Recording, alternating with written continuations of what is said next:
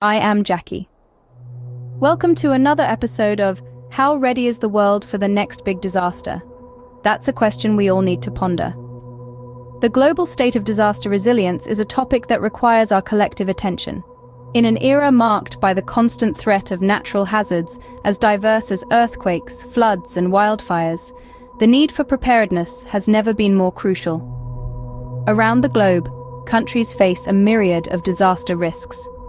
Some are plagued by the persistent threat of seismic activities, while others grapple with the devastating impacts of floods or wildfires. Each disaster carries its unique set of challenges that demand specific solutions. Yet, the common thread among all these threats is the dire need for resilience. Resilience is not about merely surviving a catastrophe. It's about bouncing back stronger, learning from these calamities, and fortifying our defenses for the future. It's about creating a society that can withstand the shock of a disaster and minimize its impact on human lives and infrastructure. Yet, the reality is that many nations are ill-prepared for such eventualities. The lack of adequate risk assessment, anticipation, and disaster risk management planning can turn a natural hazard into a full-blown catastrophe, costing lives and causing extensive destruction. That's why a robust civil protection mechanism is so vital. Civil protection isn't just about disaster response. It's a holistic approach that includes risk assessment, disaster preparedness, early warning systems, and post-disaster recovery. It's about equipping nations with the tools and knowledge to anticipate, prepare, alert, respond, and secure their communities against disasters. But building such a mechanism is no small task. It requires the collective efforts of governments, civil society, and international organizations. It requires a shared understanding of the risks we face and a commitment to work together to enhance our disaster resilience. In a world where the risk landscape is rapidly changing, boosting our disaster resilience is not just about preparing for the next disaster. It's about building a safer, more secure future for all. Disaster resilience is not a luxury, but a necessity for every nation. In the face of ever-growing threats, it's a goal we cannot afford to ignore. In the face of disasters, anticipation is our first line of defense. This statement carries a weight of truth that cannot be overstated. The unpredictable nature of disasters, whether natural or human-induced, demands an unwavering commitment to improving risk assessment, anticipation, and disaster risk management planning. Let's start with risk assessment. It's the process of identifying potential hazards and analyzing or evaluating the risks associated with those hazards. This process is pivotal in understanding the nature of the threat we face, and it's the first step towards crafting an effective response strategy. Next is anticipation. It's an art, a science, and most importantly, a survival skill. Anticipation isn't about having a crystal ball to foresee the future. Instead, it's about using our knowledge, our tools, and our experience to make educated guesses about what might come next. It's about understanding patterns, recognizing signs, and being proactive rather than reactive. And finally, we have disaster risk management planning. This is where we take our risk assessments and our anticipations and turn them into actionable plans. It's about designing and implementing strategies that minimize the impact of disasters, protect our communities, and ensure swift recovery when disasters do strike. Effective anticipation is the foundation upon which we can build disaster resilience. It allows us to mitigate the impact of disasters by ensuring that we are not caught off guard. Anticipation enables us to mobilize resources, initiate protective measures, and engage in preemptive actions that can save lives and protect livelihoods. But let's be clear. Anticipation is not about eliminating the risk of disasters. That's an impossibility. Instead, it's about managing that risk, reducing the vulnerability of our communities, and enhancing our capacity to cope with and recover from the destructive force of disasters. In the end, anticipation is not about predicting the future, but about being ready for it. It's about ensuring that when the unpredictable happens, we are not left scrambling in the dark, but instead, we face the challenge head-on, armed with knowledge, preparedness, and the collective will to overcome. When disasters strike, being prepared can be the difference between life and death. Imagine a world where every individual, every community, has the knowledge and tools to respond effectively when calamity strikes. That's the vision driving the second goal in our global disaster resilience plan, preparedness. Preparedness is about more than just having a plan. It's about understanding the risks we face and knowing what to do when those risks become reality. It starts with education. By teaching our communities about the hazards they are likely to encounter, whether it's an earthquake, a flood, a wildfire, or a pandemic, we can empower them to respond effectively when the time comes. But education is only the first step. Training exercises and drills are essential for testing our plans and refining our responses.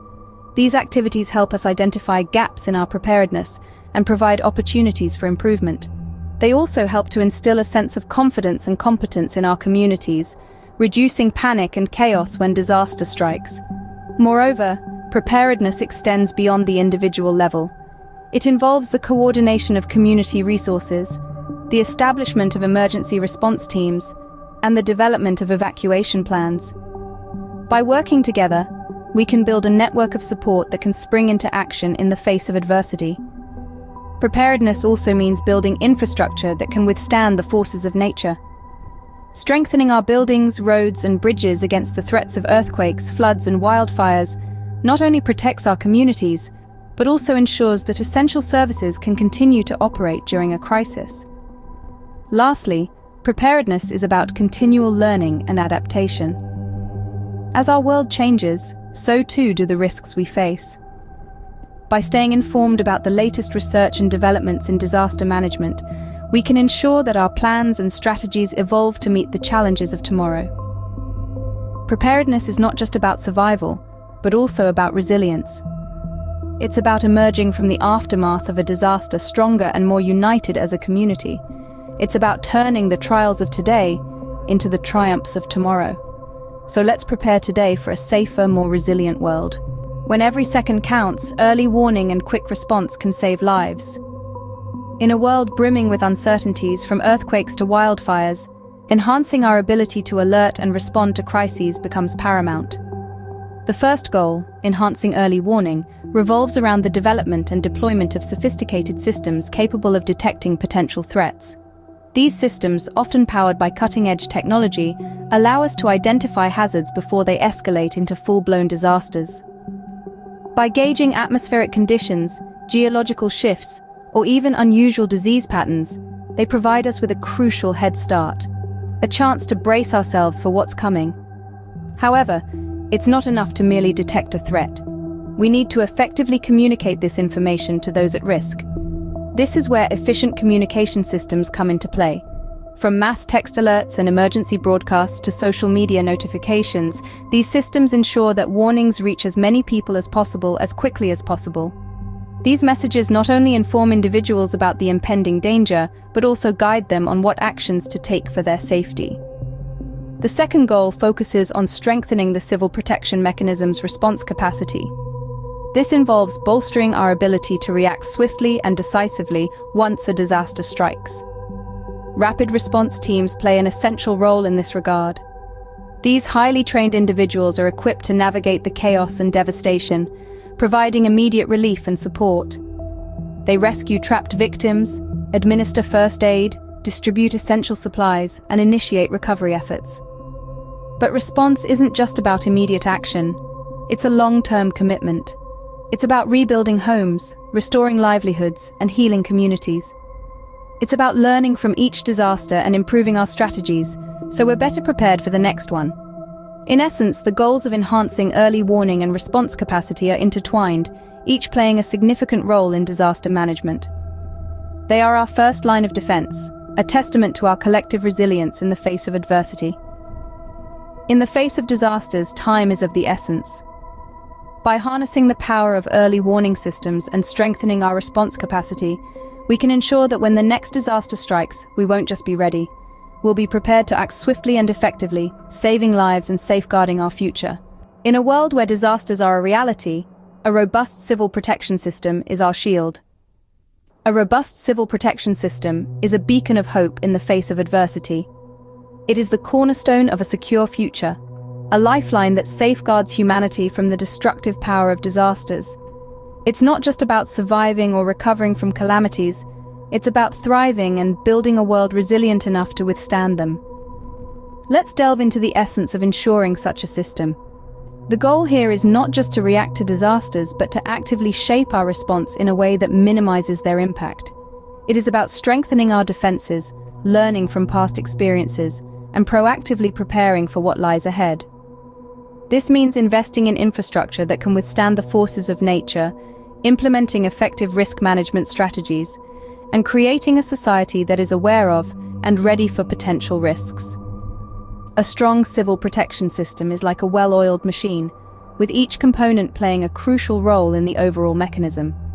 This includes everything from emergency services to government agencies, from local community groups to international organizations. Each has a unique role to play, and their coordination is key to ensuring swift, effective responses to disasters.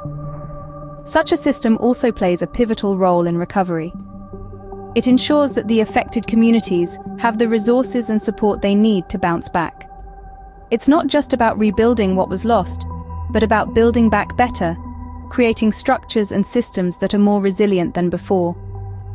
But perhaps the most important aspect of a robust civil protection system is its ability to instill a sense of security and confidence in the face of uncertainty.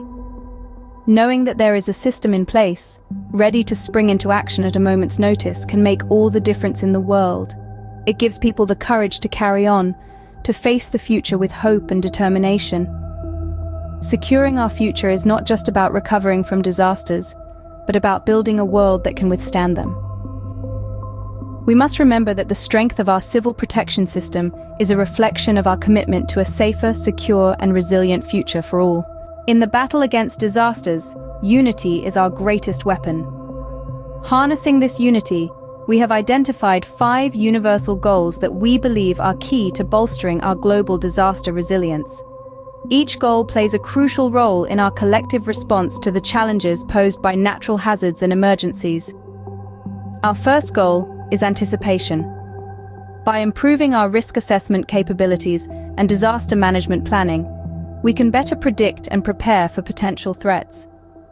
This is not just about predicting when a disaster might strike, but also understanding the potential impact it could have on our societies. Next, we have preparedness. This goal focuses on raising awareness about the risks we face and ensuring that we are ready to tackle them head-on.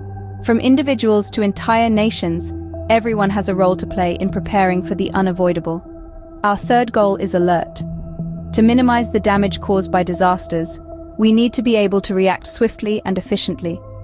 Enhancing our early warning systems is a crucial step towards achieving this. Then, we have the goal of response. This is about enhancing our civil protection mechanisms' capacity to react when disaster strikes. It's about ensuring that we have the resources, the manpower, and the coordination needed to respond effectively to emergencies. Finally, we aim to secure a robust civil protection system.